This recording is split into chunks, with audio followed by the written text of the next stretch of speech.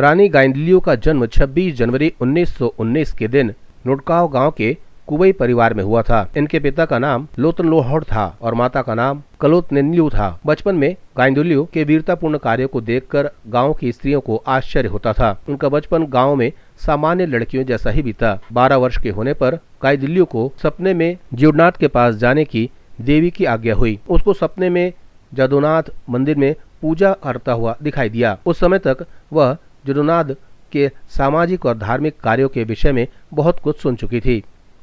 जदुनाथ यो तो चचेरा भाई था, मगर कम्बिरोन में रहता था, इसलिए कभी उसे देखा नहीं था। आखिर देवी की प्रेरणा से वह कम्बिरोन गई। जदुनाथ ने भी गाइदिन्ल्यू को सपने में देखा था। दोनों ने एक दूसरे को पहचान लिया। जदुनाथ ने भी 12 वर्ष तक गाइदिन्ल्यू की प्रतिभा को पहचान लिया।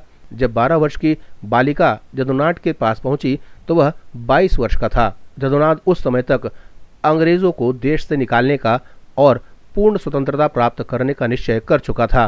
उसने गाइदिन्ल्यू को सशस्त्र क्रांति के कुबाई महिलाओं के प्रशिक्षण का काम सौंपा।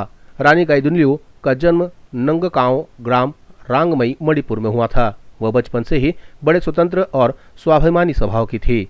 13 वर्ष की आयु में वह नागा देवता जगन्नाथ के संपर्क में आई। जगन्नाथ मणिपुर से अंग्रेजों को बाहर निकालने के प्रयत्न में लगा हुआ था। वे आंदोलन को क्रियात्मक रूप दे पाता उससे पहले ही उसे गिरफ्तार करके अंग्रेजों ने 29 अगस्त 1931 को फांसी पर लटका दिया। अब स्वतंत्रता के लिए चल रहे आंदोलन का नेतृत्व बालिका गाइदिन्ल्यू के हाथ में आ गया। उसने गांधी जी के आंदोलन के बारे में सुनकर सरकार को किसी भी प्रकार का कर न देने की घोषणा की। उसने नागाओं के कबीलों में एकता स्थापित करके अंग्रेजों के विरुद्ध संयुक्त मोर्चा बनाने के लिए कदम उठाए। उसके तेजस्वी व्यक्तित्व और निर्भयता को देखकर जनजातीय लोग उसे सर्वशक्तिशाली देवी मानने लगे थे।